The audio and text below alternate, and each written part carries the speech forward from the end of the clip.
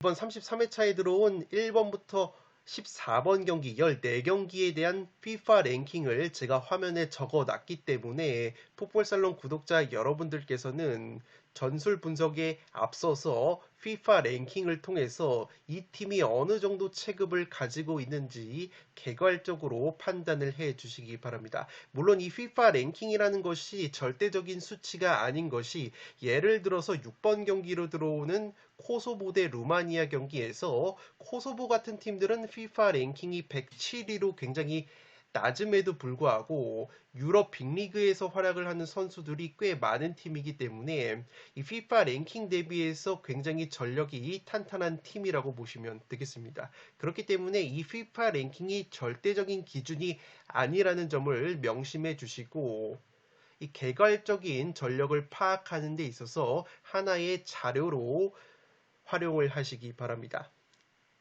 오늘 제가 간단한 프리뷰로 다뤄드릴 내용은 3경기 정도를 꼽아봤는데 초록색으로 표시를 해둔 3경기라고 보시면 되겠습니다. 1번 경기로 들어온 핀란드와 슬로베니아, 그리고 4번 경기로 들어온 웨일스 대 아르메니아, 13번 경기로 들어온 벨기에 대 오스트리아 경기를 제가 주목해야 되는 포인트를 짚어드리도록 하겠습니다. 제가 이 3경기를 고른 이유는 이 3경기에서 각 팀의 핵심 스타 플레이어가 결장이 되는 팀이 있기 때문에 어떤 선수가 결장이 되는지 파악을 한번 해드리도록 하겠습니다.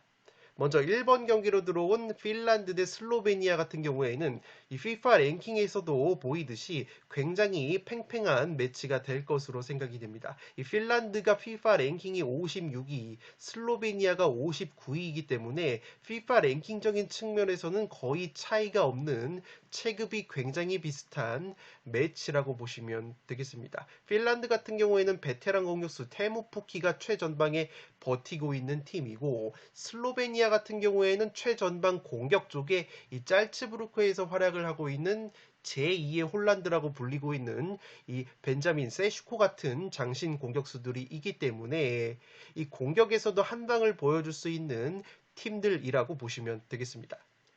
다만 제가 1번 경기를 선정한 이유는 바로 이 선수 때문인데, 슬로베니아의 주전 골키퍼이자 팀의 주장을 맡고 있는 이 얀 오블락 선수가 최근에 부상으로 소속팀 아틀레티코 마드리드에서 2달 가까이 결장이 됐었다고 보시면 되겠습니다. 지난 4월 말에 바르셀로나전을 끝으로 경기에 나서지 못했던 오블락 골키퍼이기 때문에 이번 6월 A매치에 소집이 되지 않을 가능성이 상당히 높다고 보시면 되겠고, 따라서 이 슬로베니아의 주전 골키퍼 얀 오블락 선수가 결장이 된다면 슬로베니아의 골문이 상당히 헐거워질 수 있는 리스크가 있다고 보시면 되겠습니다. 이 슬로베니아라는 팀이 공격력이 그렇게 뛰어난 팀은 아니고 이 탄탄한 수비력과 조직력을 바탕으로 하는 팀이기 때문에 수비의 핵이라고 할 수 있는 이 슬로베니아의 얀 오블락 골키퍼가 소집이 되지 않는다면 슬로베니아가 자랑하는 탄탄한 수비력이 다소 흔들릴 가능성이 있기 때문에 1번 경기 분석에 있어서 슬로베니아의 골키퍼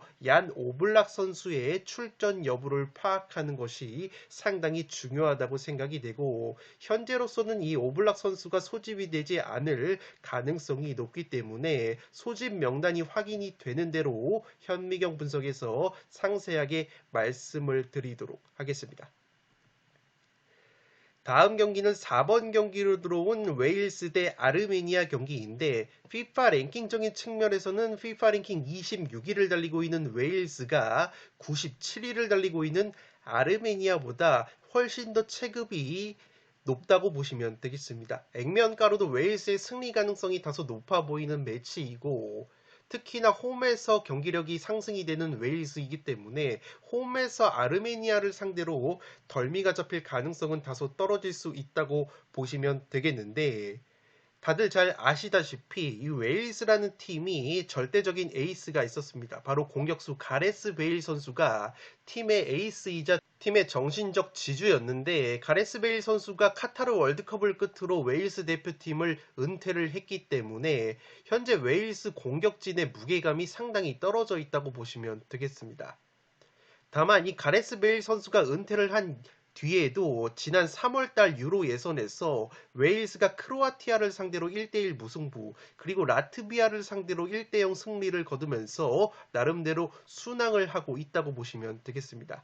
특히나 크로아티아와의 경기에서는 웨일스가 극장골을 넣으면서 극적인 무승부를 지난 3월달 유로 예선에서 거뒀는데, 그때 당시에 웨일스의 결승골을 넣었던 선수가 지금 보시는 브로드헤드라는 선수라고 보시면 되겠습니다. 이 선수가 98년생으로 다소 젊은 선수인데 잉글랜드 하부 리그에서 활약을 하는 공격 자원이라고 보시면 되겠습니다. 원래는 2부 리그 위건에서 활약을 하다가 올 시즌 위건에서 5골을 넣은 다음에 3부 리그인 입스위치 타운으로 이적이 돼서 시즌 막판에 8골을 넣었다고 보시면 되겠습니다. 이 선수가 지난 크로아티아와의 경기에서 후반전에 교체 투입이 돼서 극적인 결승골을 넣은 선수라고 보시면 되겠습니다. 이름은 브로드헤드, 넓은 맞박이라는 이름을 갖고 있지만 키가 178cm로 작은 편이고, 그렇기 때문에 헤딩이나 제공권에는 강점이 있는 선수가 아니라고 보시면 되겠습니다.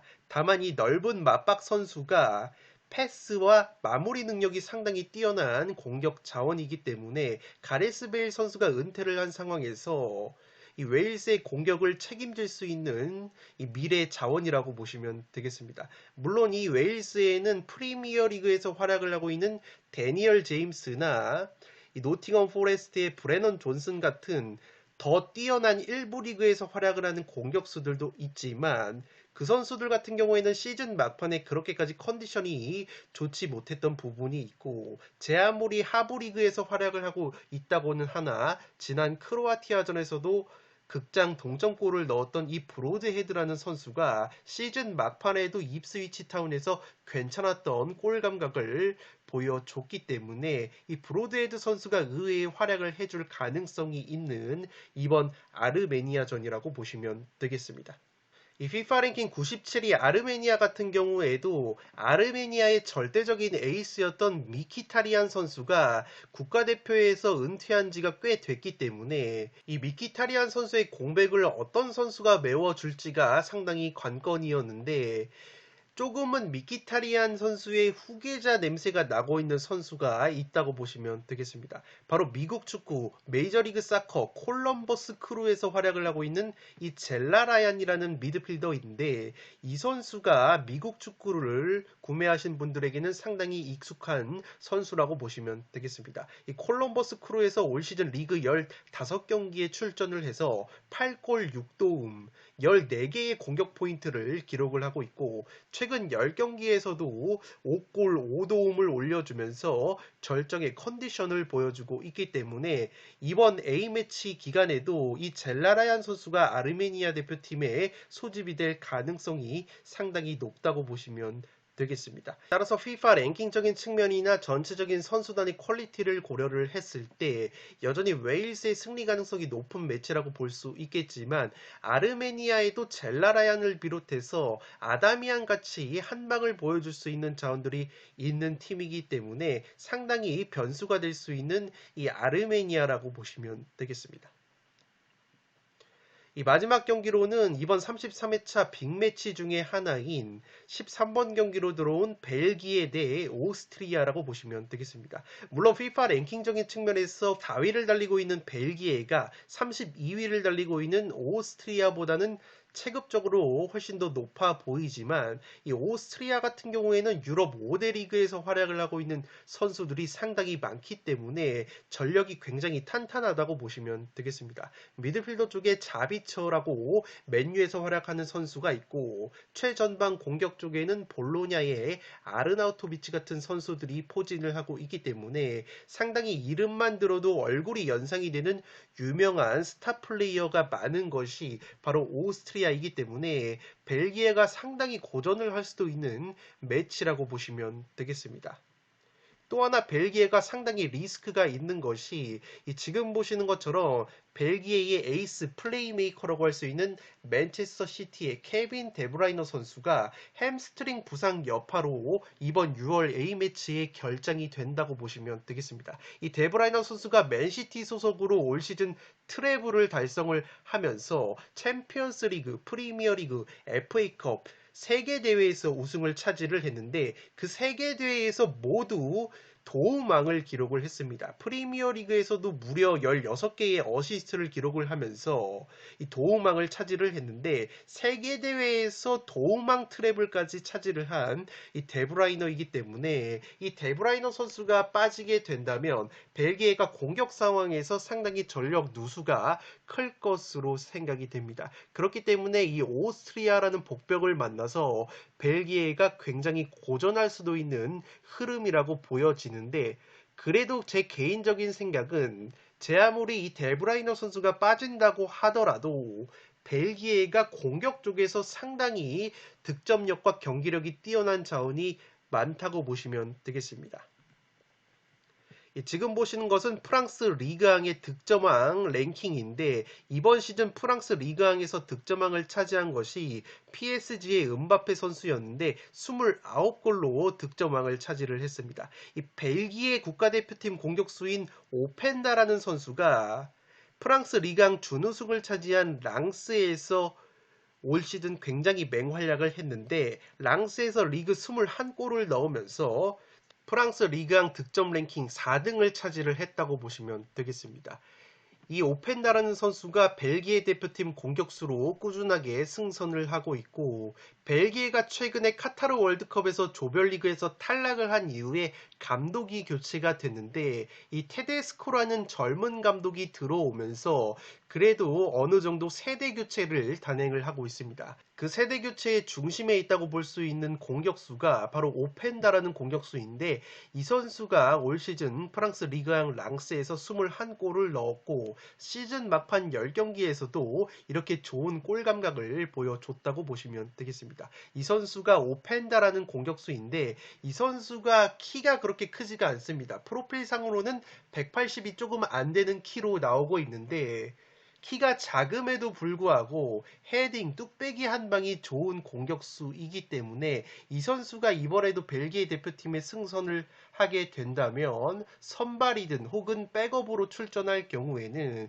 이 오펜다라는 선수 역시 충분히 최전방에서 한 방을 보여줄 수 있는 공격 자원이기 때문에 벨기에가 여전히 케빈 데브라이너 선수가 빠진다고 할지라도 공격 자원들이 굉장히 풍부하다고 보시면 되겠습니다. 벨기에 같은 경우에는 오펜다 선수뿐만 아니라 최근에 루카쿠 선수 역시 골 감각이 어느 정도 회복한 모습이 있고 특히나 이 벨기에의 테데스코 감독 부임 이후에 루카쿠 선수가 A매치에서 연속골을 기록을 하면서 루카쿠 선수 역시 활약을 해줄 가능성이 있는 벨기에라고 보시면 되겠고 헤르타 베를린의 공격수 루케 바키오라는 공격수 역시 올 시즌 분데스리가에서 두 자릿수 골을 기록을 했던 공격 자원이기 때문에 벨기에가 데브라이너 선수가 빠진다고 할지라도 충분히 오스트리아의 수비를 공략할 만한 화력을 갖춘 팀이기 때문에 최근에 테데스코 감독 부임 이후에 A매치 2연승을 거둔 벨기에가 세대교체 흐름을 타면서 오펜다 같은 선수들이 활약을 해주게 된다면